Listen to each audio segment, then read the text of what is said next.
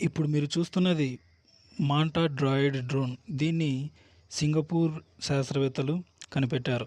ఇది చేపలాగా మాంటా రే అనే చేపలాగా ఉంటుంది. దీన్ని సముద్రం యొక్క లోతుల్లో అన్వేషణకు దీన్ని తయారు చేశారు. ఇది 35 సెంటీమీటర్ల పొడవు, 36 సెంటీమీటర్ల వెడల్పు ఉంటుంది.